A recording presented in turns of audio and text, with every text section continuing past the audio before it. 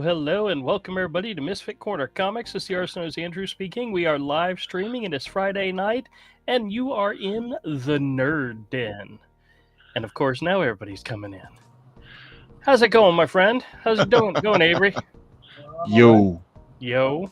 How you doing? How about you, Zach? How you doing? I'm good. Can you hear me? Yeah, we can hear you. We can hear you. All right, And here comes Todd. See, I figured you guys were all waiting to the last second. I was playing a computer game. So, listen, I'm going to step away to get something to drink and to use the facility, so feel free to start without me. And we're already live, Zach. Oh. He just announced to the world that you got to go pee. I know he knows how computers work. I know he knows how this works. Wait. So these things. So this machine in front of me is called a computer. Go do what you gotta do. We're here. We're here. I thought it was just a magic screen that allowed me to view dirty movies and reruns of Friends. So, needless to say, I created the stream at 8:13, but I didn't set a time for it to start. So when it puts the stream onto YouTube, it says created at or whatever at 8:13, and MK is like 8:13. That's oddly specific. And I'm like 8:30. We will be on time. And then I said, "Ooh, I wonder why it says 8:13. I think this was the time I created the stream, and since I did not set the start time, that must be it." And then I said, "No one else is here yet. I think they are all testing me to see if I'll start without them, and I will." He will. He'll talk to himself. There is no reason MK should have to wait. That's right. Never. Says, LOL. He says, "Love the militant effort, Drew. On time, impressed." That's right. Yeah. We ain't screwing around no more. No. Only when I was hosting the stream would Andrew show up whenever, take random scam calls, pet the cat. Well, that was because it was on your channel. Now I care. That's true. How y'all doing? Good. How are you? Yeah. Not too bad. How about you, Avery? I'm all right. Avery's been knocking out some new content left and right. Todd, you should just let him do a heinous show and just let him do it. That last clip that he sent out was freaking hilarious. Yeah, that's pretty funny. I told him, other than a couple of like really weird pauses, it was great. All I did was stick them together. I didn't trim them first. Okay. Can we share it with everybody? Didn't you? It's on your Instagram account, right? No. That I had not posted that yet. Oh, okay. I don't think I'm. You could share it from the link though, because it should be in your email. Oh, you're right. Maybe it is in my email. Because I got an email that you wanted to access it. Yeah, because when I first clicked on it, it said you do not have permission. You have to so I requested. I didn't think it would need permission since the folder I have it in. I've also been sharing. Oh, maybe because I only had Todd on that folder. It's very rough. It needs to be trimmed and an opening stuck on it. But I've noticed I'm seeing a lot of the same jokes told by different people on social media. Mm-hmm. Yeah. And I'm like, well, fuck it. I'm going to steal these jokes too and use Heinous and Carl to do them. Set up the way those... Because the most viral stuff you see from Joe Rogan are short clips. So I'm just going to use that format and do, especially these clips of him with comedians like Theo Von and stuff. They're huge. Right. These things get tons of views, and these stupid jokes get tons of views. And I've seen stupid, but it's funny as hell when it's coming from animation, And I've seen lots of people tell these same stupid jokes. Everybody's stealing everybody's jokes for these things. So fuck it. I'm going to also. Oh, pardon my language. Sorry. It's all right. I'll edit it out later. Okay, you guys ready? Yeah. Sure. MK says this could be a Patreon share. Yeah. Well, here we go. Why do chickens die after sex? Chickens don't die after sex. Well, the one I screwed did.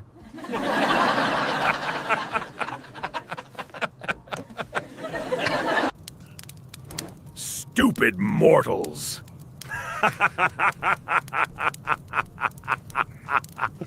Now, did the AI create the logo as well?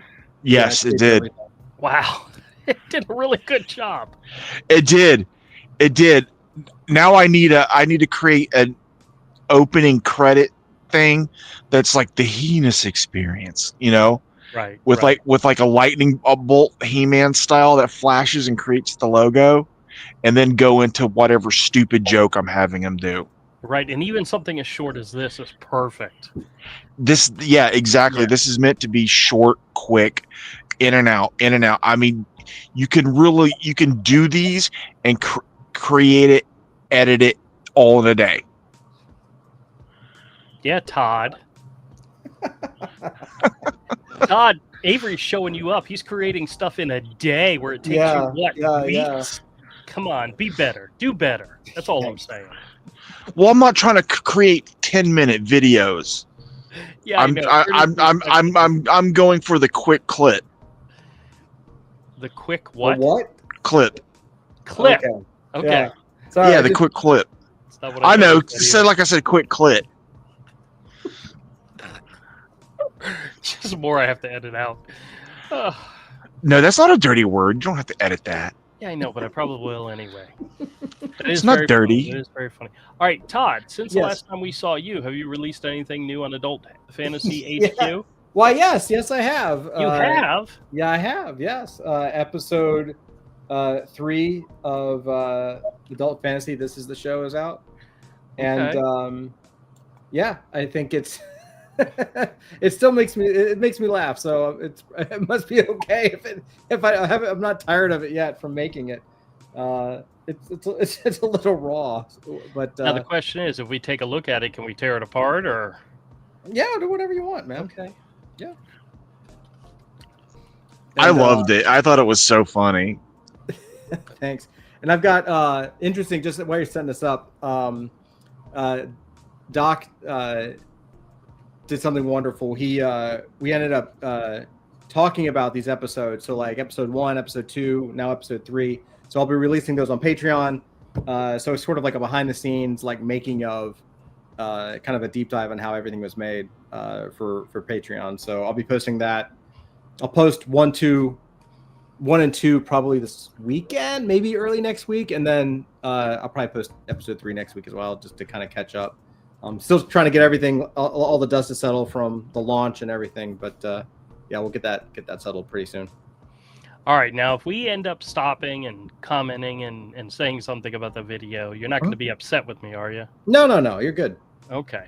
Because we enjoy the hell out of these things, and watching them with you live is like our one chance. It's super fun, man. I enjoy the hell out of it. All right. You're making sure you're sharing the audio? Yep. So what we're doing, for those of you out there So for those of you out there that's not familiar with what we're doing, Todd runs the Adult Fantasy HQ YouTube channel, and he has released his 3rd video. So if you have yet to check out the channel, go find it and subscribe, because there's more coming, and some of the work he's doing is pretty freaking fantastic. All right, so let's go ahead and do this. You ready? Sure. All right, you know what I'm going to do first? I'm going to turn off the audio here and hit play.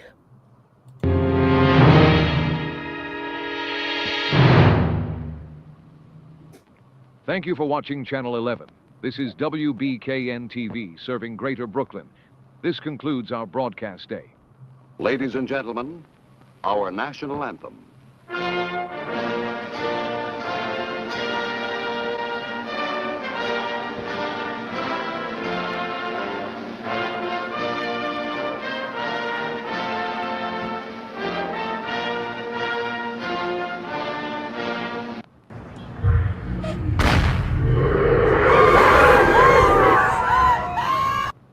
That's All right, I have to say that monster looks really great.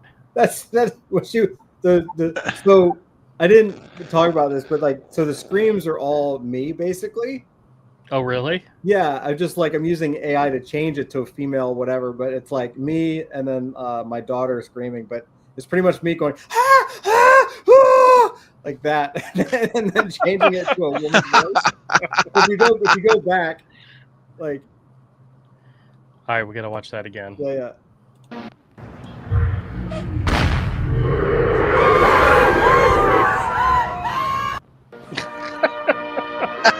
There's that woman in the front that you can see screaming. Yeah, that's me screaming. That's Todd in drag. There Yeah. you go. All right, see? Yeah, this is so funny, dude. All right, let's keep going.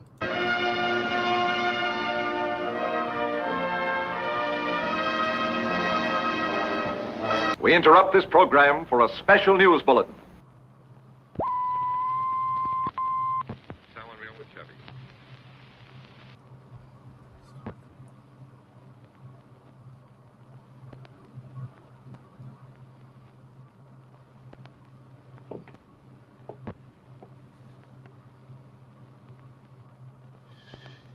Good evening. This broadcast is geo-targeted for survivors inside the declared dead zone. Reports of a nuclear detonation in the Northeast have been confirmed. Mass casualties confirmed. If you or others witnessed what appeared to be monstrous figures or unnatural forms, understand, these are not real. They are trauma-induced hallucinations, symptoms of nationwide psychological stress due to communist attack. That's so good, dude. The guy in the suit That is as my the primordial That is my amazing. favorite scene. That is my favorite scene. That needs to be clipped for a short. That needs to be broadcast all over the place because that is hilarious. I'm gonna watch that again. Hey Richard, how you doing? They are trauma-induced Thank you. hallucinations, symptoms of nationwide psychological stress due to communist attack. Understand, there was no creature. There was only the blast. Any message stating otherwise should be considered strategic foreign disinformation. Remain indoors. Do not attempt contact outside your zone. Rest assured, your elected officials, beloved entertainers, They left a key dog. business leaders, along with their families, were relocated to secure facilities weeks in advance. Civilization will rebuild because of you, but without you. You know how hard I worked on that poster? That is, Yeah. it's not okay, but that's okay. And that's okay. I It's, totally want that on as a poster. So Oh It needs to God, be a dude. t-shirt. It needs to be a T-shirt too. yeah. Yeah. Oh, hey Richard, I know Todd said something earlier, but I just wanted to say hi. He Hey, says, what's "Good up? evening, gentlemen, and to you as well, Andrew." He always points that out. The last video of yours was very good, Todd. Thank you.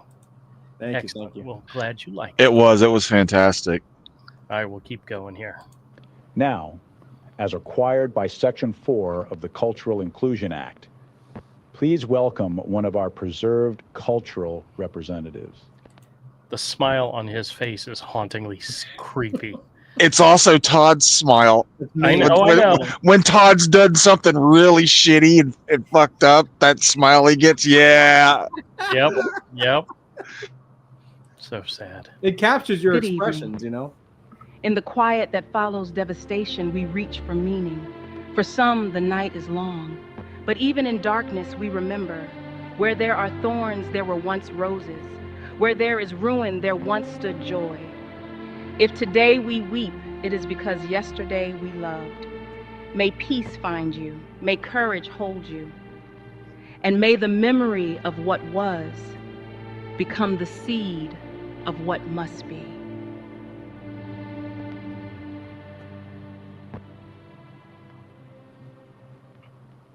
I have to say, I like the music in the background. I kinda keep sad. one of the things I keep telling Todd when he shows us some of these videos and these ideas.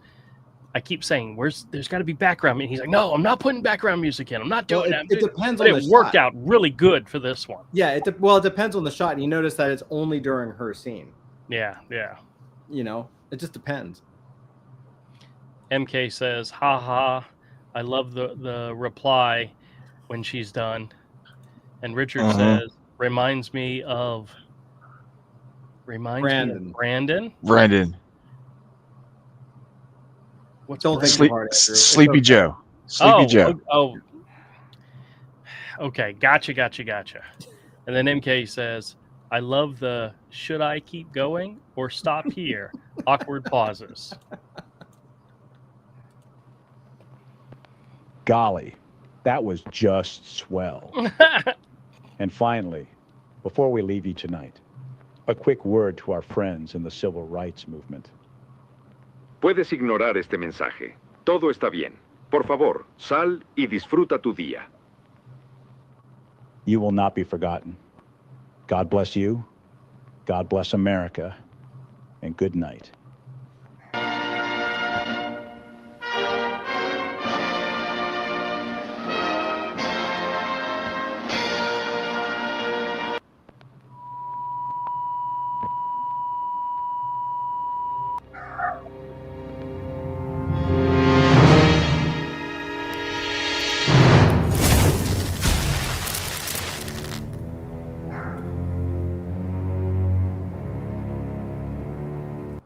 Want to go back to They my are favorite part. trauma-induced hallucinations, symptoms of nationwide psychological stress Yeah, due to it's so communist good. attack. Understand, there was Todd, Yo. did you like motion capture that dance that he was doing? No.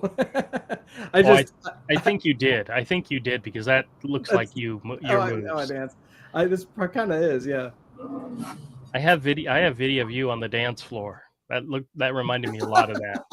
Well, I was dancing with you at your daughter's wedding, so. Well, there were a couple times where you were dancing by yourself. So Oh, that's true. Yeah. yeah. That's excellent, Todd. That was a good job there. Thank you. Dude, So, it's once again- amazing. I love it. Once again, Adult Fantasy HQ. Everybody go and subscribe because when does the next new video drop? Well, this one came out today, so 2 weeks. 2 weeks. Right now we're on a bi-weekly schedule, but I'm hoping that we can start doing monthly in the new year. Basically what I'm doing now is I've been experimenting with different formats, trying to figure out like right now I have a couple different formats. Like what this format is sort of the anthology character piece, right? That gives you lore, kind of ties pieces, kind of drops little hints of the story and is connecting a bigger story, but it also is kind of focusing on a character. Like this one was General Hurricane Steel. And there'll be more. And then I'm also looking for and working on now like one that's a little more still lore based, of course, but something that I can do a little faster because these are long. These take a while. There's so many shots and it's just a lot. So I'm looking at creative ways to get the timeline of the videos longer because I would love to hit an 8 to 10 minute mark if I could. Get them longer, but then also cut the development time down. So I think I've kind of figured it out. We'll see. But my hope is by New Year's, like early 2026, I'll start being able to do these weekly. So okay. Well, MK says so good, but I don't Thanks, trust MK. his opinion. So yeah, he's been here way too long. I don't trust his you opinion. don't trust. You know what? How, you don't trust. You know. So the longer someone's here, the less you trust them. Yeah. Says a lot about your friends. It does, doesn't That's it? true. Well, now that I think about it, fair enough. Okay, you got a point. You got a point. All right, so I wanted to show you guys a couple of new comics that I picked up this week, and one in particular I wanted to talk about. Comic? Yeah, comics. Well, yeah, I've got two things of comics I want to talk about. All right, so I'm going to highlight me and just show you a couple new books. The first one is Justice League Unlimited, issue number 12. This is part of the DCKO tie-in, and it's Dan Mora on art, so you know the art's got to be good. He's really good. I don't know if Dan Mora is a real person or not, because he's on so many titles. Like, he just took over the art on Transformers, which also came out this month. He's doing the new Batman DC KO tie-in. He's doing the art for that. He's like, I don't know if he's human or not, but his art style is great. And I think it might be, part of me thinks he does a lot of maybe digital stuff, but it looks so good. He must he either has a team or he has a lot of really good shortcuts. I don't know if it's a team, but all right. Needless to say, got the second issue of Skinbreaker, which is the David Finch Kirkman book. Continuing the storyline. There's a jump forward in time in the story. Like, is it good? It's nothing's really happened yet. It's still world building, and that's just the way it goes with some books nowadays. Yeah. But the David Finch art's gorgeous, so I'm really enjoying that. So I'll keep picking it up just simply because it's there. Richard says, "Good night, guys. The old fart is getting ready for bed. You all take care. God bless and have a better night." Absolutely, my friend. Later, Richard. Next one is probably one of my favorite books that's currently out right now, and that's Absolute Wonder Woman. I had to pick up, this isn't the regular issue, the regular cover. This is one of the alternate covers. This is one of the ones where they slap a cardstock cover on it and charge an extra $1. So instead of $4.99, it's $5.99. Mm-hmm. And of the three that they had available, this is the one I liked. I had, the way my local store does is if you spend $10, you get a stamp. And then once you get 10 stamps, you can get $10 off. But it has to be pre-taxed. So if I bought a $4.99 issue and then another $4.99 issue, I don't get a stamp because it's only $9.98. So I had to buy the more expensive version of this book in order to get the stamp. So I spent an extra $1 in order to get a $1 back. I know it's stupid, but that's the way it works. And there's something else I got to tell you. Oh, now's a good time to tell you. So I went into the store today just because they're doing this calendar thing where if you fill up 13, you go 13 days in the month of October, you fill up the calendar, you get a $25 gift certificate. And today was my 13th day going into the store. So I got my stamp, I got my gift certificate, and that was great. And one of the things I noticed, and I really never had paid attention to this, they have signs up that says new this week, right? Well, they also had signs that said, this is a stamp book, which means if you buy this comic, you get a free stamp. So if you think about it, in order to get a stamp, you have to spend $10. But if a $4.99 book gets you a free stamp, you're spending half the money and getting all the return. Right. And I started looking, and what I realized is they put that sign on stuff they have crap loads left of. And I'm looking and I'm like, The World to Come, the latest issue, had one of those signs. DCKO #1 had one of those signs. I'm like, freaking A, I should have just waited, till they waited a week or so for them to put up the signs, picked up the same exact books I was going to pick up and got more stamps. Yeah. And it's like, that's because what it is that's the only way they can get rid of some of the new stuff that they got tons and tons and tons of.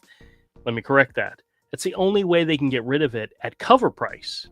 Otherwise they put it in the back issues, they jack it up an extra $1 or whatever it is, they jack it up and nobody buys it, But in order to get the comics and get the full extent of the stamp, you got to wait till like the week or two after they've come out and they have whole crap loads of them left. And this is one of those stores that orders regular weekly comics, so they have a lot of crap load left of some titles. And this is one that I wanted to pick up. I saw it the first day it came out, and I was interested in it. This is Fantastic Four and Gargoyles. That is a really odd combination. I love Gargoyles. Was one of my favorite animated shows. But when I flipped it was a good show. When I flipped through this book, because there's currently a Gargoyles title from Dynamite. Marvel is not producing the Gargoyles comic. So this is kind of interesting that they would do this crossover. And when I initially picked it up and flipped through it, I really liked the art. It looked like it was fun. But I looked at the $5.99 price tag and said, I'm not going to spend $5.99 on a new comic, right? Well, Guess what? This was part of the get a free stamp. So instead of spending $10 to get a stamp, I spent $6 and got a stamp. So technically, I got the $1 extra and I saved $4 in the long run. Who drew that book? I'll tell you, and I'm Because gonna if he share. was still alive, that would have been a Mike Ringo book. Oh, absolutely, and he would have knocked it out of the park. Yeah. Oh yeah. This Ringo would have is killed it. this is art by Enid Balam. Oh yeah, okay. I have no idea who that is. I see his stuff on X all the time. He's really good. Yeah. Well, there weren't a lot of like splash pages of stuff, but it was all really, really good, nice, clean art. I mean, this is easily something you could hand to a kid and they'd be able to follow it and understand it. I didn't particularly care for the story. The story killed it for me because in order to they did with this book something comic books have been doing for millennial, is they explain stuff in dialogue and not, you don't see it happening. It just all of a sudden they say, because there's literally the scene in which the Fantastic Four meets the Gargoyles. There's no setup to this whatsoever. You turn the page and all of a sudden this is what's happening. And down here they're introducing each other and they're saying that they saw each other on TV. There's none of that setup. All of a sudden it went from the title page to a splash where they're meeting each other. There's no setup whatsoever. And they didn't waste time with it. I wish they would have set stuff up because there's so much of this book that takes place off the panels because they throw a lot of stuff in. They throw the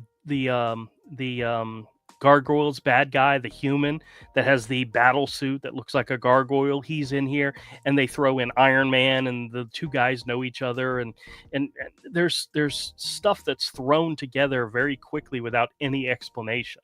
All of a sudden, they're just with each other, and they throw in characters like El Diablo, which kind of it made sense a little bit in the story, but they also threw in the Gray Gargoyle, the character who, when he touches you, you turn to stone. Yep. And I mean, there was a lot of stuff that was thrown in together, but Dragon Man was also thrown into the series.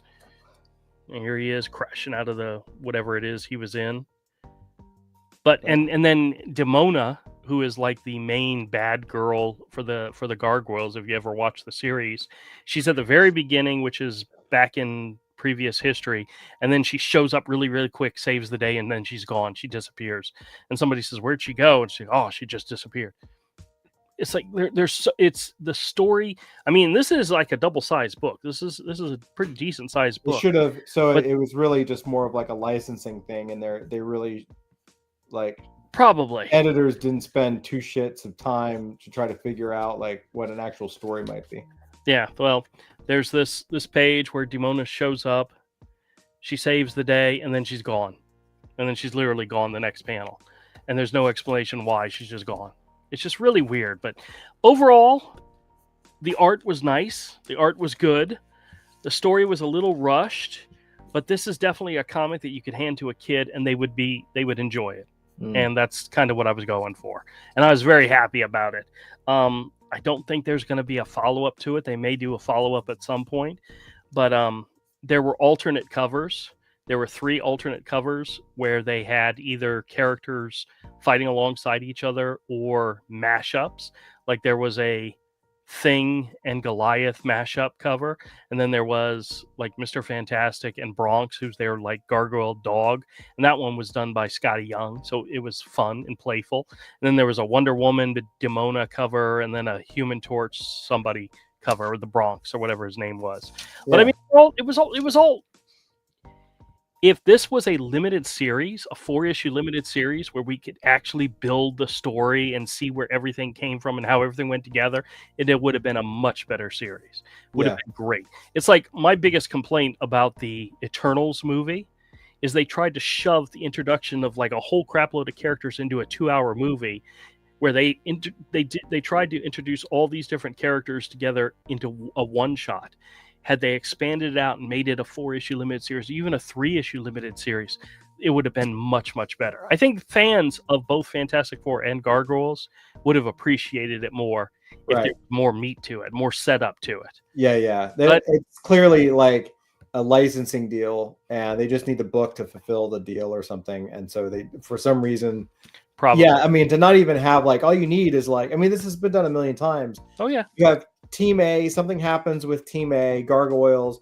They have to come into the territory of Fantastic Four. Fantastic Four is there. They see something. They mistake the Gargoyles for bad guys or whatever because they make an error, and then they get together. They fight for a second, right? Because you have like some really cool battle, double page spreads and action poses and anchor panels, and then all of a sudden one of them says, "Wait, we're both good guys."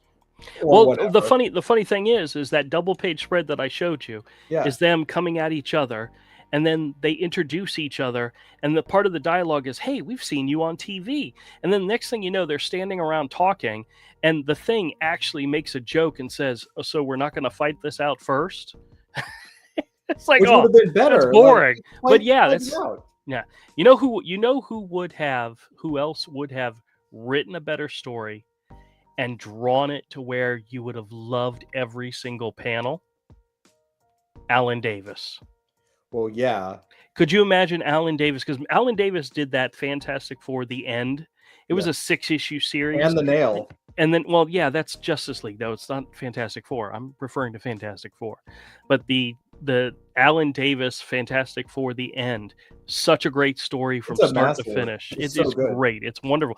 But every time they introduced a new character, like the Fantastic Four went up against Doctor Doom and Namor and it was a spread. It was a full page spread. It was almost like a pinup.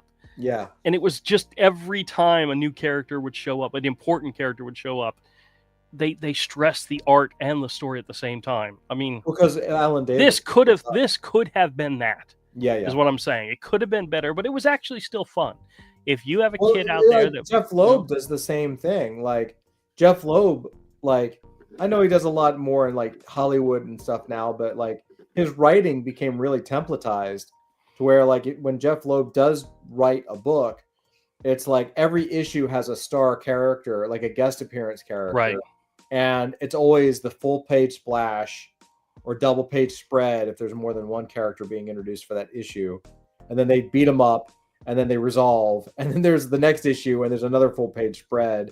And at the same, it's his books are super predictable, but they also predictably sell because it's like you always have like a really good artist like Ed McGuinness on there or something. Well, that's like with the new series that he's I'll doing. be right back. Sorry. Okay. Well, all right. We'll wait till you come back. Okay, I'll be right back. All right. Well, since he's he's giving us a break, Avery, Avery, you want to look at some of your goodies that you're going to be getting? Have you seen interiors of these books? Yeah, I've seen some of it. Okay, it's really good. This of the four for this particular storyline is probably my favorite. But what's so funny is he did a follow-up to this called Batman Full Circle, and it features these same characters, like a continuation of this story. Mm-hmm. I mean, I don't think Alan Davis has ever not been in his prime, but this is definitely his early prime. Yeah. You know? Have you seen his very, very first stuff? I've seen some of them. Like I saw his Captain Britain, his Miracle Man stuff. Yeah. You can see greatness building. You could see Yeah. But this is the kind of stuff that you know what's so funny is I look at some of these pages and some of these panels, and this is early Brian Hitch as well. Yeah, this is what Brian Hitch was. This is what he based his style on. Yeah, and Alan Davis's early stuff is based on Neil Adams. Yeah, and then he started to become smoother than Neil Adams. He definitely knows how to draw them sexy ladies, though. Yeah. Just trying to see if there's some good pages. I picked up a couple of books at Ollie's. I put a link to pics in the chat, in the private chat. Yeah, oh yeah. I need to get all those books and that sequel book he did with that character. You know, I do have the sequel book. Whoa. I do have it somewhere. It's also in my to be graded, but I don't think it's not a hot property book. Yeah. So there might But be a for deal to be made. But there. for some reason, those Batman comics for year 2 have been popping up in my Instagram feed a lot. This is one that I thought was interesting. Now, this is the only other one that I have. And you see how it's got this one particular panel with Batman coming out at you? That's actually a panel in the comic. Oh, cool. Which I don't know. I don't know if it was a panel in the comic before it became the cover. If he just said, "Ooh, I really like this panel. Let me use it as the cover." But I'm gonna find it real quick. Now the famous McFarlane cover. Oh, cool. Of Batman holding that girl and his cape all crazy. That is not part of the storyline. That's a whole different. That's a whole separate standalone issue. Really, it's Huh. Nope. The 4-issue series here. You got the Alan Davis is the first one. The second cover is McFarlane, where he's like draping his arm and the gun over the tombstone. Yeah. Then the third issue is him holding out the gun at the hook from the bad guy. And then the fourth one is this one where Batman's holding the gun and the hook. Okay. So that one that you're thinking about where his cape is flying and all that stuff, that's not part of the storyline, but really? It is a very famous Batman cover, but it's a separate issue. The original art recently sold for like over $700,000. Which is a little crazy, but yeah. It's nuts. All right, so I'm going to bring up your what am I looking at here? I bought a pictures? Oh, okay. Do you want me to just it's just pictures. Okay. Yeah. All right, let me because it's to me, I think it's better than me trying to do a webcam, especially because my webcam's now really old, and I'm on my phone. All right, let me see. There we go. Yeah. All right, so here's the list. Well, let's take a look and see what these look like. Yeah. There's a couple of hardbacks I picked up at Ollie's.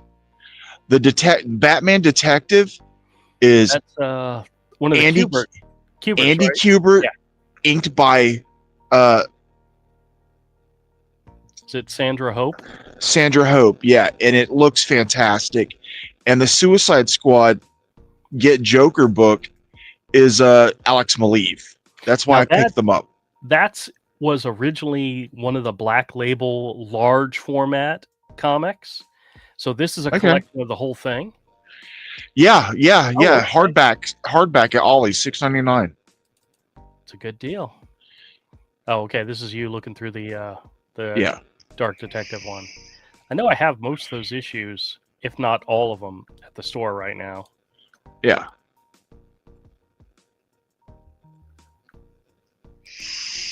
I think the art looks great, dude. Yeah. Sandra Hope with Andy Kubert is a really good combo. And I like covers. That's even better, man. That's awesome. And I like the paper that's on. It's this matte paper. I don't want to say it's newsprint because it's not, but it's not glossy, but it holds that ink and that digital color so well without being overly glossy and gross. Is he wearing the Court of Owls? No, those are goggles. Yeah, they look. I don't know. I haven't read it. I just bought these. Oh, okay. They look like the goggles from Talon, the character Talon. I don't know. I think this is some kind of alternate thing. I don't know. I think it's a future. I think it was part of the future something or other. You know, I was never a big fan of Alex Maleev, but a lot of his stuff is actually really good. Yeah, I like it. Daredevil was always good, and okay, those are nice pages. Yeah. And this is once again a hardcover, huh? Yeah. Hot damn. Yeah. They were both $6.99, so I was just like, okay, I'll pick those up. Yeah. Let's see. Yep, I remember these covers. I actually had a couple of the issues in the store. Somebody traded them in. I'm fairly certain I sold them. I did flip through them, so. Yeah, the hardback at this kind of price is perfect for me. Oh yeah. But yeah, I saw those and they had almost nothing. But I saw those and I was just like, okay, I'll get this. Now those oversized black label hardcovers like start at like $35. Yeah. So getting it for $7 is actually a damn good price, man. Mm-hmm. Very nice. Very Yeah. nice. Yeah. Cool. I'll pay that. Oh yeah. Oh yeah. And I was in a local comic shop in Tifton, and they had the first omnibus for Tomb of Dracula, but of course they want like full cover price $100. I'm just like, I can't do it. Don't you already have that? No, not the omnibus of the Oh, of the color. you have the essential. You have the essential. I have the That's essentials. right. Okay. I want the omnibus too. That was thank you to Richard. Yes. He gave those to me, and I just said, I know who would love these. Yes. They're fantastic. And I looked up the artist edition. Everybody's selling the artist edition wants like $500 for it now. The And I'm Tomb of just like, Dracula one? yes. Really? 500? Yeah. Like everybody I saw selling it wants about $500 for it. I'm like, I damn wonder it. how low the print run was on that one. I don't know, but I don't see a lot of them for sale. Like the McFarlane one, dude, that McFarlane did for Spawn. You can't hardly find that sucker. And when you do, people want money. Like nobody wants to part with it. Well, I have a small collection of comics that I want to share with you all. That I let's picked see up 'em. this past week. I mean, there's nothing super great, super wonderful, but in the long run, I'll end up being very happy with them because what happened is one of my regulars brought me a stack of books, and in that stack of books was 6 or 7 random Invincible issues. And I haven't had any Invincibles in forever. And I'm like, okay, well, he's like, okay. And I went and I looked in the guide, and the guide for each issue was like $5 each. I'm like, there's no way these are only $5 each. So we went on eBay. Every issue raw was selling $20 to $25 to $30 each. Oh, wow. So I made him a ridiculous offer. Luckily for me, he only wanted credit. So credit for me actually works out better because when it's said and done, I'll probably only spend half to a quarter of what the credit actually is. You know, he'll get stuff that he really wants in the long run, and I'll get a really damn good deal. Well, then I had one of my regulars saw that I got those books. He's like, "Oh, let me make you a trade if you're interested." And I said, "Well, bring in something. Let me see what you want to trade." And he traded in this collection here that I picked up, and I'm going to share it with you. And when he did it, I had another regular who was like kind of like looking over my shoulder and went, "Ooh, I really want those." So I told him I was originally getting these for myself because I had started a collection of them, and my goal was to have a complete graded collection of these comics. And there's only 2 comics in this entire run that I'm going to show you that actually has value because the rest of them kind of plummeted due to predictable reasons. I'm giving all of these hints on what I've got here. So what this Miss is... Marvels? No, I already have my Miss Marvels. Oh, okay. This was another set that I was working towards getting. And it is the original 1979. Oh, dude! Oh, that's Savage cool. Evil, I want those so bad. Including her first appearance in issue number 1. Yeah, that is a $60 to $75 book. Yeah, it's not cheap. And the last issue, which is like a $35 book. What's awesome. so funny is when I was looking at the values, She-Hulk number 1 went up to like $300 and then plummeted. Oh, right. Yeah. And that's because the TV show sucked. Yeah. So the value of the book went down. Now wait a minute, really quick to cut you off. Did Byrne do the entire run? None of this is Byrne. Well, You're Buscema thinking did of the the cover. sensational She-Hulk. Right. So Buscema did the first issue of the original She-Hulk. Right. This is the 1970s 70. Okay. Um, did Buscema do the 79. whole run? I don't think he did.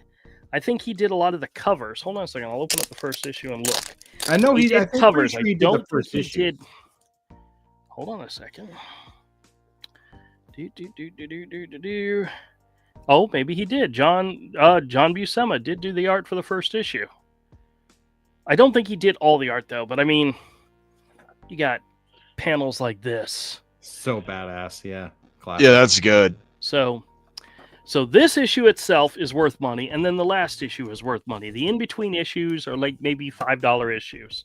But I'm going to show these covers with you. This is issue number 1. Now her series only went for 25 issues, but issue 1 being the most valuable of all of them because it is her first appearance. We got issue number 2. Oh, look at that cover. We got issue number 3. Wow. Oh, that one's awesome. Issue number 4. It's your standard, She-Hulk standing there with a... These are all Buscema covers. I don't think so. No? This is issue 5. That looks great. Issue 6. No, believe it or not, Michael Golden takes over as cover artist for a little bit. Oh, wow. Issue 7. So good. And then you get the Michael Golden, number 8. Oh, wow. Look at that. Number 9. Early Michael Golden. And in that version of Michael Golden, right? Mm-hmm. You see where Art Adams I was going to starts. say that. Yeah. This is issue 11. That's another Michael Golden. And then somebody else took over. Let me see. Who was this? Al Milgrom did number 12. That's awesome. Number 13. Number 14 is actually a really nice one. I like this one. So you got the complete run? All 25 issues. Yeah. Wow. Oh, and shit. My regular who is interested wants all 25 issues. So most likely I will make him a deal. Because I have probably half this run already in single issues. I just didn't have issues number 1. I have 2, 4, 6. No, you don't want to have 25. But... You don't want to grade number 1? Well, here's the thing. Issue number 1, raw, in its condition, is probably a $60 book. To press it and grade it and all that stuff would probably put my investment, would probably get me about $125 for it. Or I could just sell it for $60 instead of having to spend the $35 plus to get it graded. Oh, here's another really good one. Oh, yeah. Do you have a strong woman character in your adult fantasy? We character? will. Yeah, not yet.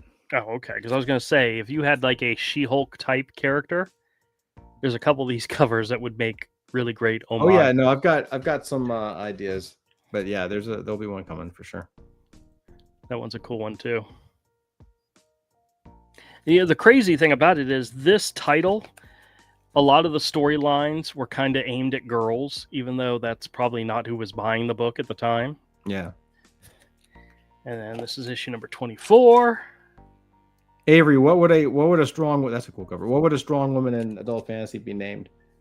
And then the last issue. I'm thinking. 25. The first thing that came up to my mind was the clap. Oh. Of course, that would be where you would go.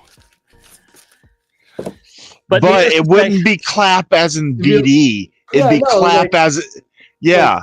Yeah, like the or she clap or she claps your cheeks. Yeah. Makes them clap. Causes earthquakes. I'm glad we're yes, this is how things get made in our world. What's amazing is when they're doing it, you can see the back from the front. Oh no. What? I don't understand that. Go watch one of your pole vaulting videos. Okay, I won't explain it. No, Sonic- Don't explain it. Don't explain explain it.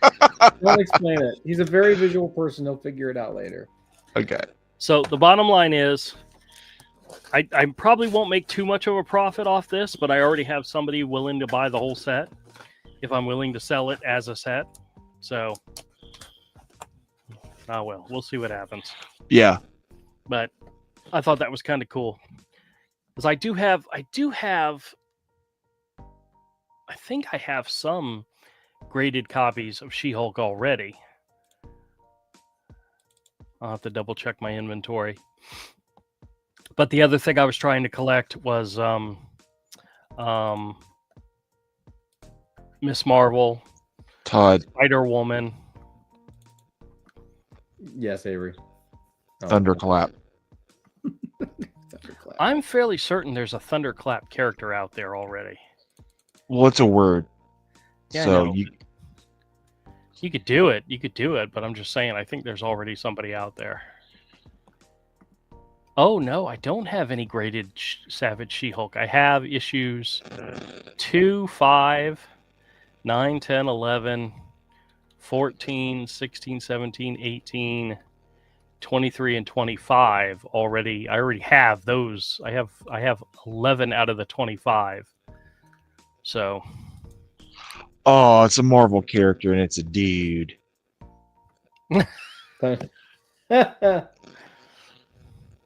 You just have to spell it different. Thunder with an R instead of an ER. Thunderclap. Thunder. Thunderclap.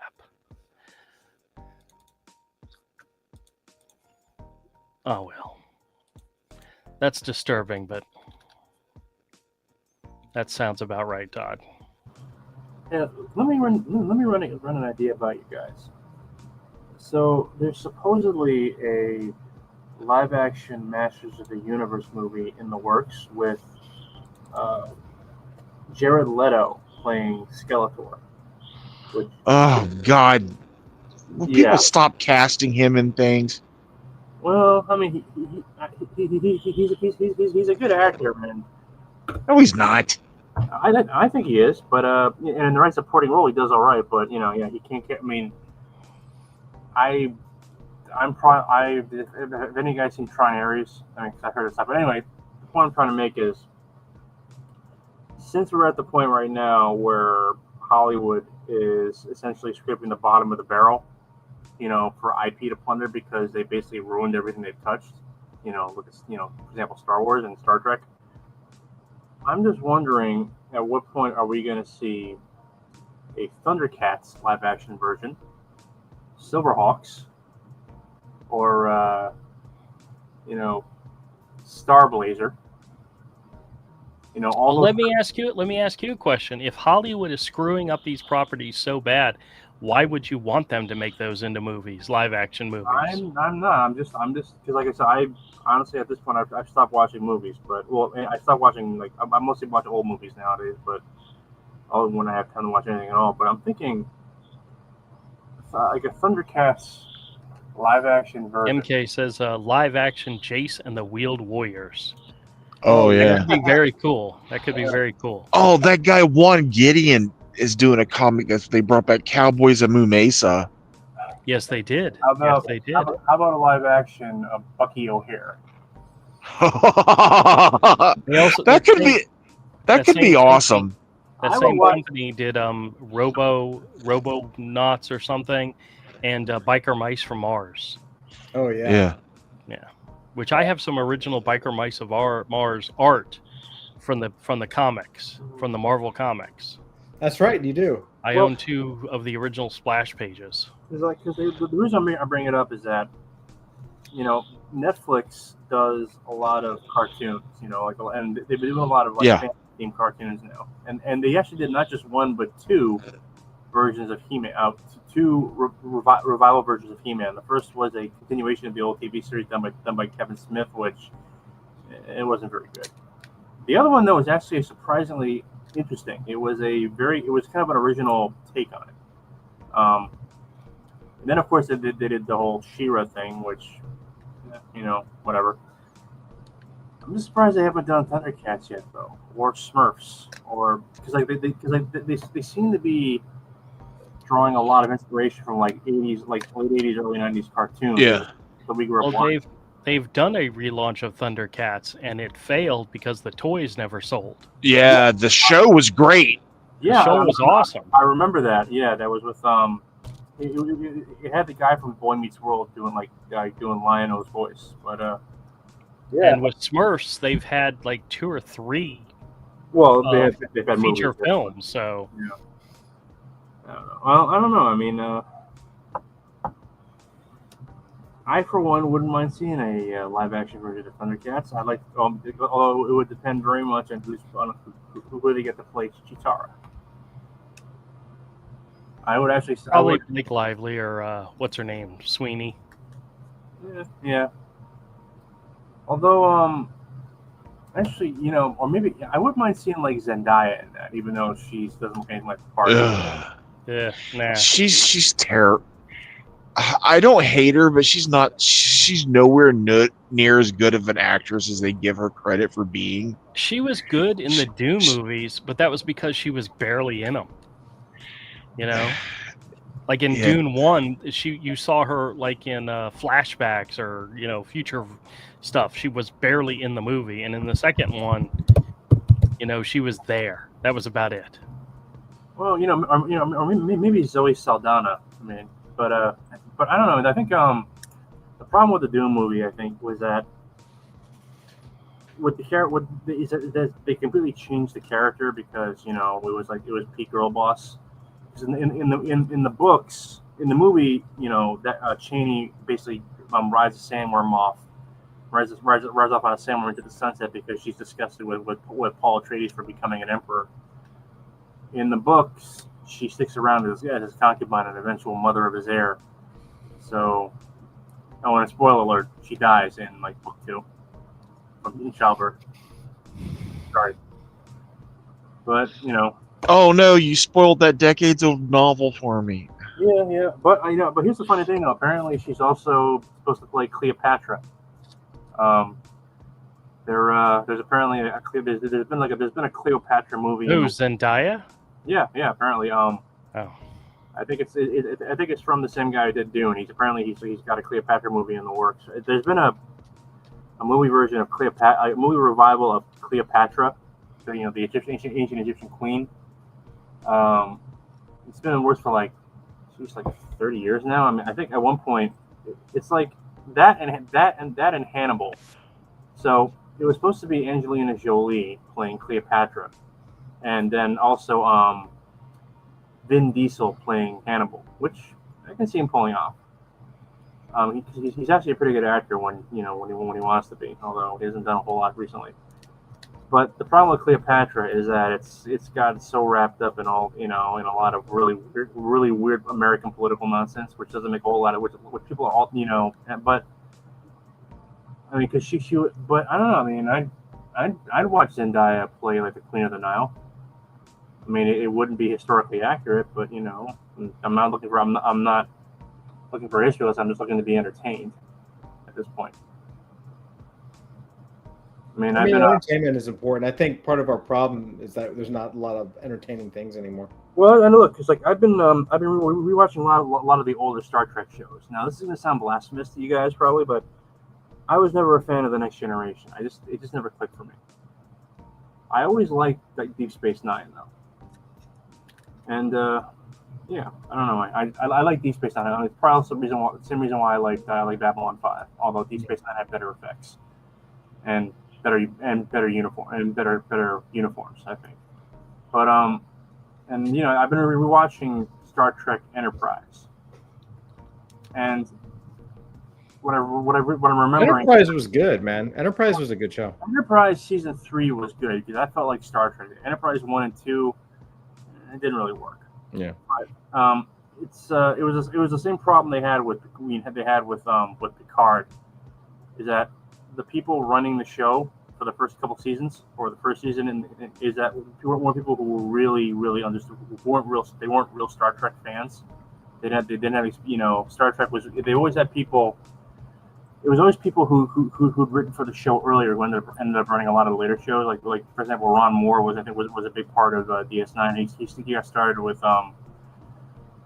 Next Generation. Then he wanted to do Battlestar Galactica and Outlander. But no, I mean look, Enterprise season 3 was good. That felt like real Star Trek. Not 1 and 2 just felt kind of like, just it didn't know what it wanted to be. Same thing with it's like with Picard season 3 felt like real Star Trek. I mean, Todd, you mentioned this. You mentioned that your wife was really into season 3 of Picard, while she couldn't stand like the first 2 seasons. Yes, well, I thought season 3 of Picard was amazing. Well, yeah, it felt like Star Trek. I don't know. I mean, but I've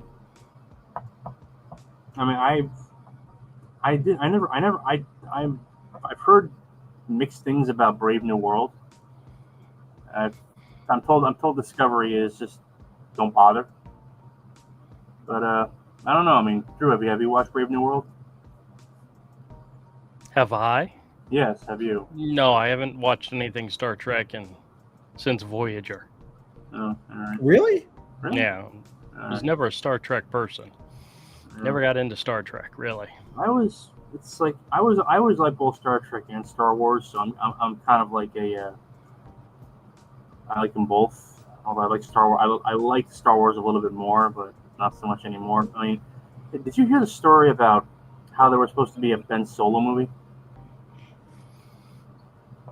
So I don't think there was supposed to be one. I think Adam Driver was pitching one, and he wanted to do one. But that was about as far as it went, from what I understand. Yeah, it was going to be directed by Steven Soderbergh, which would have been. I thought the sequel trilogy was crap, but hey, like a Star Wars movie directed by Steven Soderbergh, I'd watch that. I'd pay money to see that in the theater. Wasn't what's his name attached to a Star Trek movie at some point? What's his name? Pulp Fiction's guy. Yeah, Quentin Tarantino. Yeah, Quentin Tarantino. Yeah, it's apparently it would like I think there was a copy of the script that got leaked online somewhere, and it was insanely violent. It's a Tarantino movie, and a lot of people what I've read, people who read it thought it was a great Tarantino script. It wasn't it wouldn't have been a good Star Trek movie. It basically would have been like, it would have been a Tarantino movie in Star Trek drag. So who knows? Maybe it would have worked, but I don't know. Look, I think it's here's the funny thing though. I mentioned this before, is that I think we're entering the twilight of all these old franchises or shared universes that we grew up reading, watching, that were part of our childhood, growing up, and part of our creative life. Star Trek, Star Wars, Marvel. I don't think we're at the twilight of anything. I think if they get a good story and a good team working on it, you get another Top Gun movie. Maybe. Maybe. And I don't know about you guys, I'm looking forward to the new version of The Running Man. That looks like it's going to be hilariously fun. That looks violent. I don't have a problem with them rehashing stuff as long as they do it well. I don't know. I just think though that with some of these though, they so damaged the brand that, and I think that actually might be a good thing, because I'm ready for something new. I want to, people ripped on Zack Snyder's. What was that shitty sci-fi movie he did for Netflix? Like, it was basically like a Star Wars rip-off in all but name. You guys know what I'm talking about, right? Yeah. Well. Yeah, I didn't watch it. Yeah, I didn't like it. I tried to watch it. I couldn't get into it. But you know what? Kudos to him for trying something new. Yeah. MK says, Running Man looks so far from the original movie, it looks fun. And he says, I'm all in for it. Yeah, it looked good. I'm excited. I love Running Man. So wake me up when they redo Logan's Run. Or Pro. Logan's Run is good too.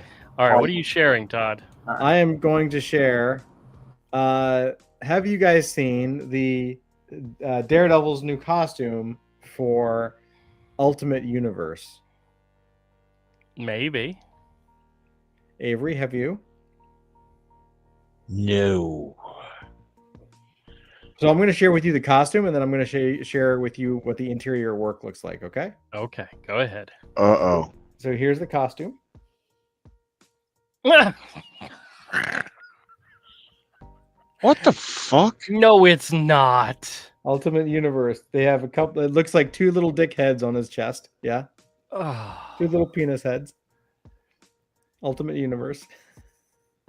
No, this has got to be one of those variant covers where they're just playing with stuff. Because actually, Luciano Vecchio has one of these Daredevil covers that looks actually really cool. Well, it is true that this is not the interior artist, I believe, is different. But yeah, no, this is his new costume, guys. No wonder they're bringing the Ultimate Universe to an end. And here I want again. You ready for the interior work? Supposedly. Yep. What the? Who is that? Is that I don't know.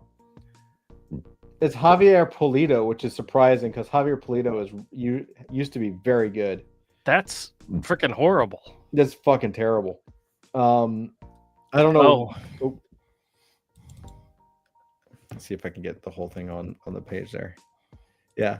Like it's just bad. Like it's bad art and it's bad style. Like his hand is coming right out of his ass.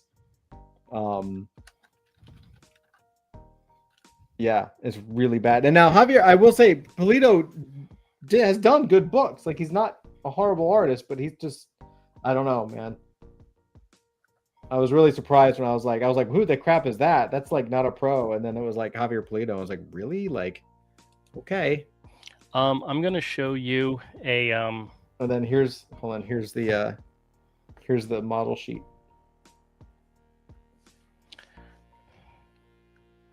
It's just dumb. I mean, he looks like a giant kid or something. It's really, really bad. Like, I don't understand. Yep, there you go. Look at Cable.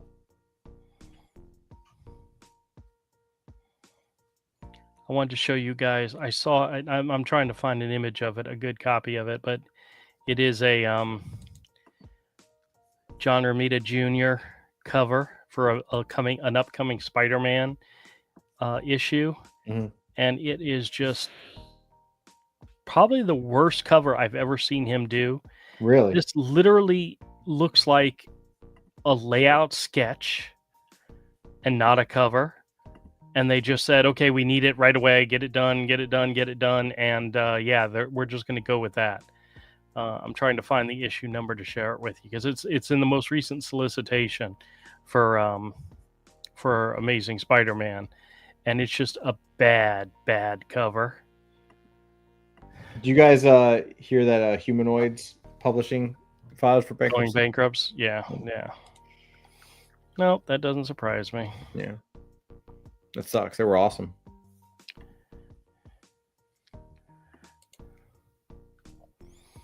All right. This is the cover to Amazing Spider-Man number 18. They're currently up to 12 or 13.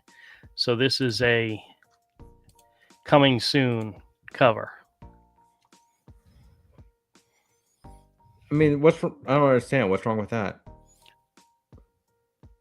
I mean, the water tower obviously is like super crap, but like, look at the characters. Spider-Man looks There's right. no definition to any of the characters whatsoever.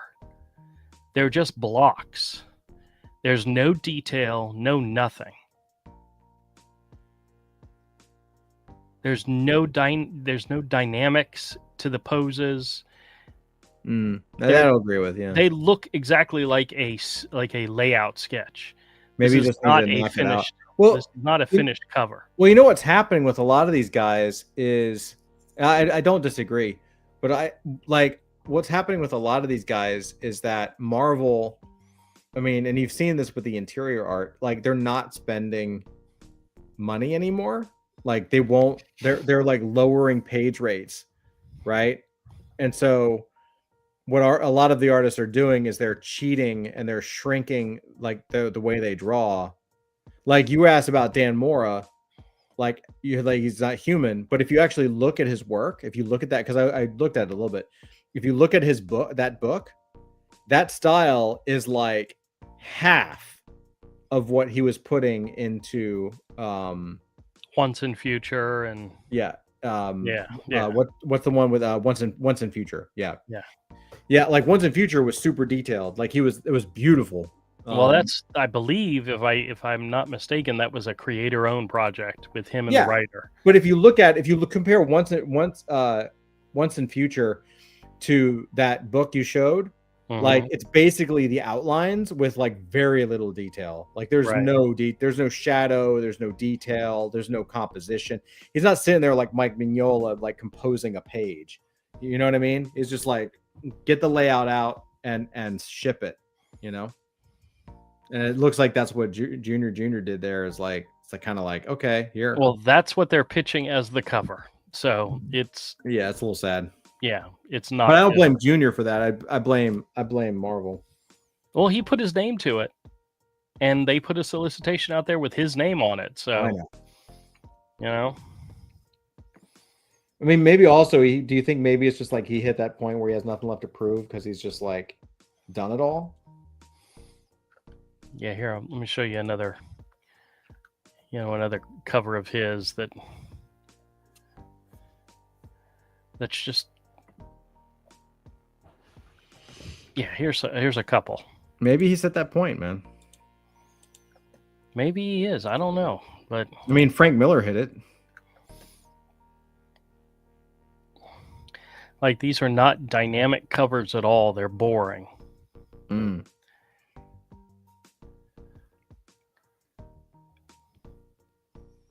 I mean, some of these, they have no background. It's just the characters, which, okay, fine. You can make a dynamic cover of just characters, but kind of flat, you mean? Yeah. Like this is more of a pinup than a cover, you know? Yeah. But I don't know. This was back in the day. That's horrible. That one's, I don't know what that is. Oh, well. Yeah. What's that saying that Batman's saying? You live long enough where you become the bad guy, you become the villain? I guess. You live long enough to where you're... He's not the villain, though. He's just like... The guy's been drawing... He was the villain. I'm just saying. He's drawing, what, tens of thousands of pages? Well, I think like Frank Miller's got an excuse. John Romita Jr. is probably just whipping it out to whip it out, you know? I mean, he's been a 9-to-5 artist his whole career, so if he doesn't... Well, he did change his style a long time ago after he broke his wrist or something, and it messed... And it like... Yeah, I do remember that. I do remember something happening, yeah. And he's had a problem with drawing ever since. That's the reason he simplified his style some more and like changed things up. Yeah. Well, we've seen artists who their styles have de-evolved, is a good way of putting it. But a lot of times it's because they're so rushed, they just slap crap together. Yeah. You know? Eric Larson did that with Savage Dragon. There was a run of Savage Dragon issues where it was some of the worst art we've ever seen. Yeah. But he literally colored the penciled pages because he didn't have time to ink them. Yeah, they were that bad. That was like that bad. That was like issues 50 to 300. No. Yeah, sometimes when you're shifting gears and changing your style, your work can devolve too, because you have to devolve to reconstruct it differently. Or if you're off trying to draw 2 or 3 Marvel comics at the same time you're doing your own personal comic, and your personal comic's going to suffer. Yeah. Yeah, that happens. I know. Oh well. So you got anything else to share with us, Todd, or do you think we're ready to wrap up a little early tonight? Well, you're mentioning it, so I guess you want to wrap up early. But I didn't have anything else to share. I just got stacks and stacks of crap. Yeah, I got something for you. I got one more thing for you. Hold on. All right. Let me find it here. Let me. He's saving the best for last. Well, Tickling my fancy. disgusting. Yeah. So, I got two things. This is the lead. This is actually pretty interesting. So I saw this.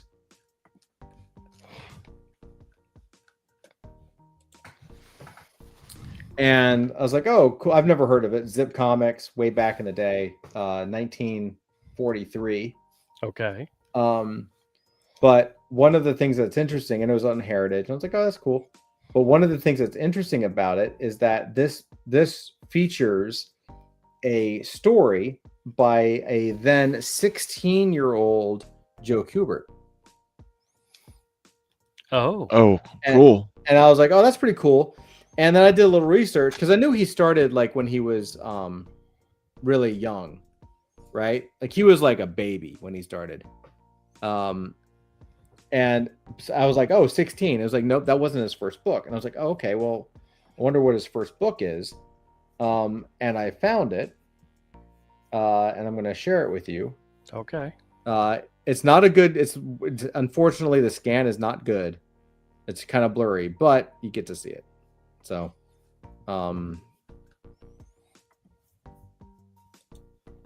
so this Volton, this is Joe Kubert's very first book, his very first story when he was 14. I mean, you can just look like really awful, but he was 14 years old. And like,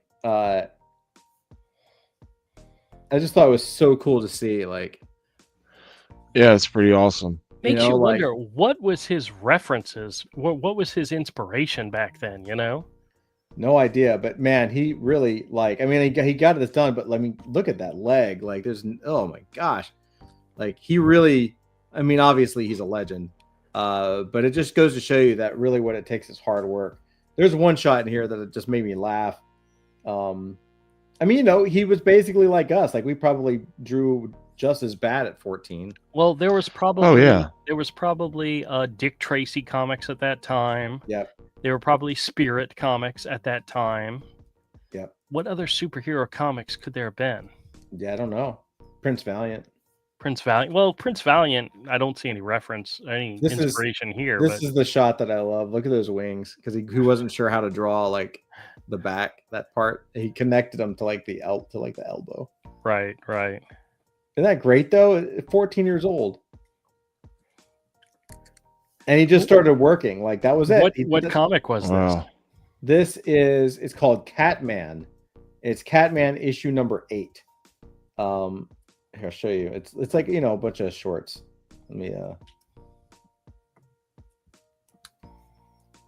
Catman Comics number 8. And what was the date of that? Do you know? Yeah, the date is gosh, I don't actually know. Like no 19 well, the other one was 43, so this would probably be 41. That's wild, dude. 41. Yeah, that's what it says. Yeah. And there's also like who else was in here that was really cool? It was like an early another early artist that we would know, and I can't remember who it was, but Kubert was a call out for it. All right, well, the first Batman was in March of 39. So Batman would have been around at this point. So yeah. Okay. And Superman, but I guess only by 2 years. Yeah. Like he probably collected the first Batman and Superman. Do you know that? He probably had all those early books. That's what I'm saying. That's why I was saying, where was the inspiration from? And that's probably exactly where it came from. Yeah, all those early books, man. God, could you imagine if we actually did a comic after seeing our first comic, what it would have been like? Oh, man. You know, because my first comic was Transformers number 2. Mm-hmm. So if I was to do a comic based on my first comic, it would definitely have robots in it. Yeah. You know, yours would probably have like mystical stuff like the Phantom. I mean, it was probably like that. I don't know too much about the beginning of his drawing career, like pre-profession, but like he's 14 in this image, which means he was 11 or 12 when Batman and Superman came out. Yeah. So that's clearly what inspired him. He just started drawing right after that, probably, because this is. Well, I definitely see like a little bit of the character, the Phantom. Yep. Which I think I'm trying to remember if Phantom predates Batman. Yeah, 1936. So yeah, the Phantom. That's what I'm looking at right there. Is the Phantom being the inspiration? Yeah, you know what I mean. It's pretty crazy though, because you think about it and you're like, this is a kid, 14 years old, and like now he's obviously no longer with us, but he was like had his whole life, got married, had kids, had his fucking school. Yeah, like legend shit. MK wants to know when Hero AI cartoon, Andrew. Probably never. You should totally do it. No. Why not?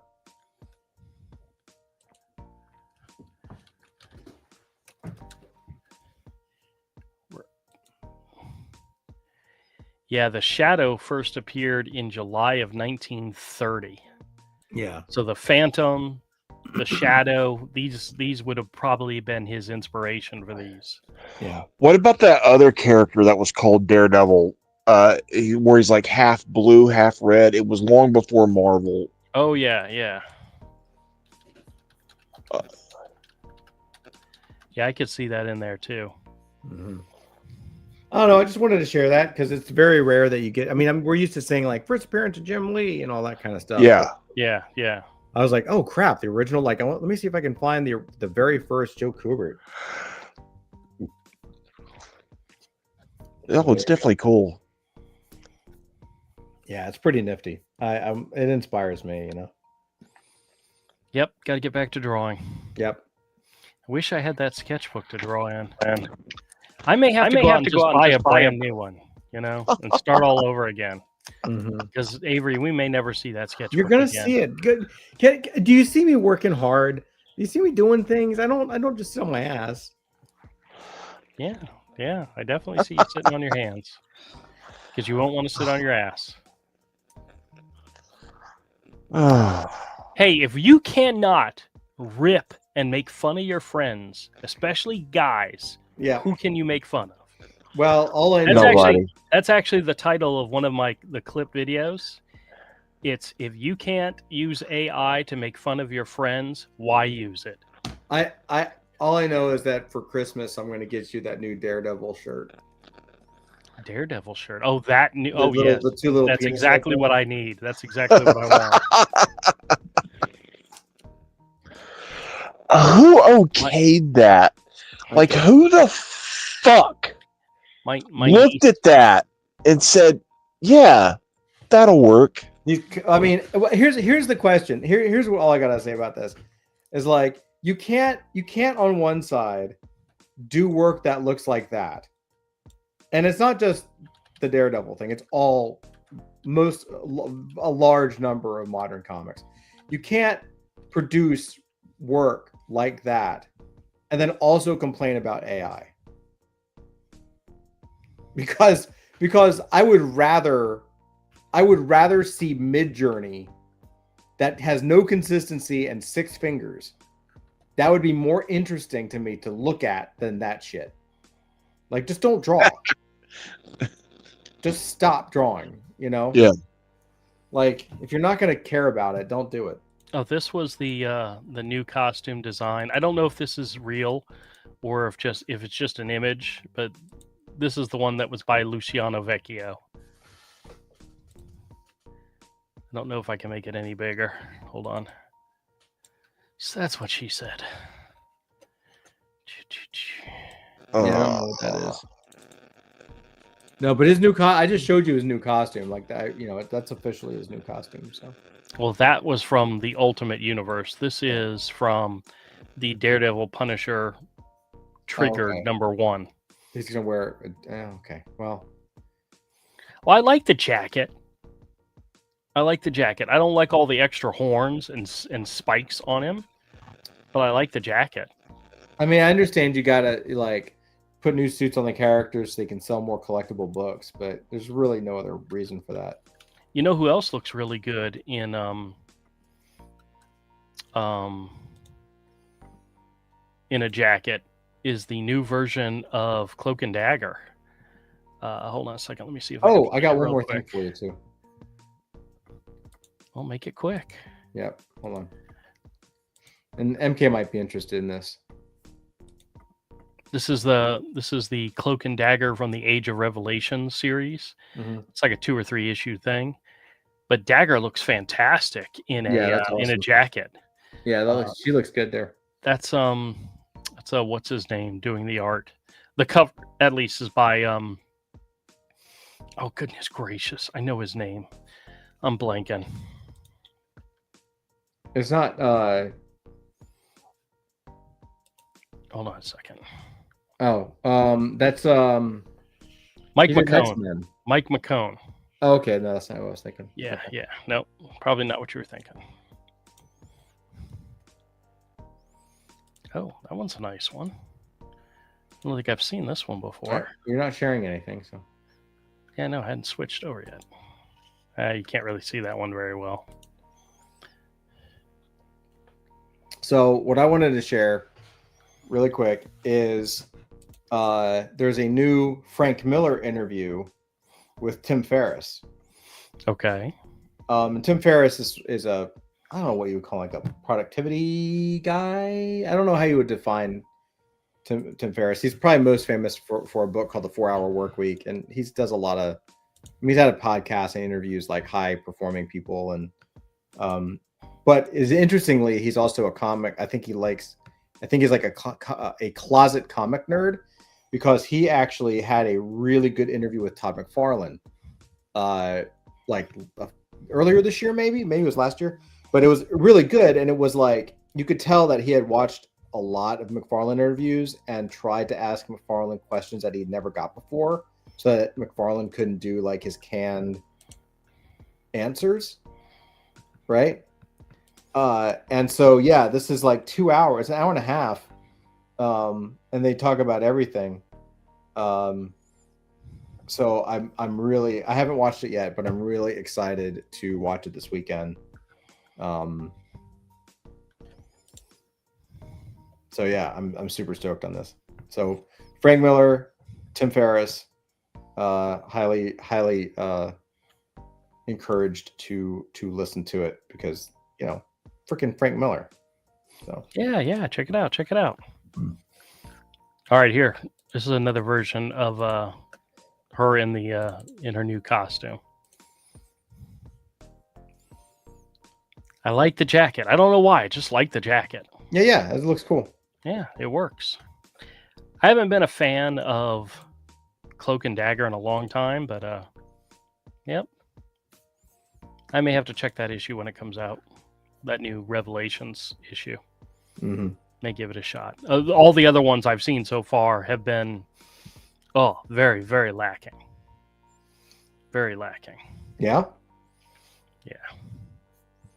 We need a resurgence of this guy right here.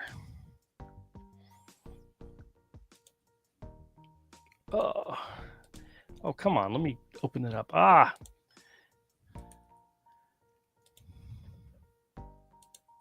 Are you sharing something? I'm trying. Hold on.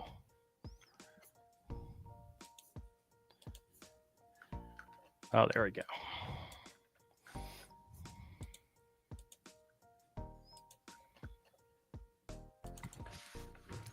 We're waiting, Andrew. It's fine. Excuse me. Sorry. You okay? Trying to find it now. Oh, well. Forget it. Screw it. It was a Rick Leonardi image of Cloak and Dagger. Oh, okay. Yeah. You know the good stuff. Yeah. All right. Well, what is it telling me? It's telling me it's 10 o'clock. All right, my friends. 10 o'clock. I hope you all have a great week. Have a great weekend. Hope you all make a lot of money this weekend, like I'm planning on. Whoop, I whoop. say that and I watch it not happen. It's a rent weekend, so I got to make rent. Got to make at least rent. Plus, I got to pay my taxes, my personal payroll taxes. So Just don't pay your taxes. that's it. That's as your friend. That is my recommendation. You will save yourself so much money. I know for a fact that if I go to jail, Trump he'll bail me out. No, just convert to just be a woman and go to a female prison and have some fun. Good night, everybody. On that note, that is such good advice. I appreciate it. Bye, y'all.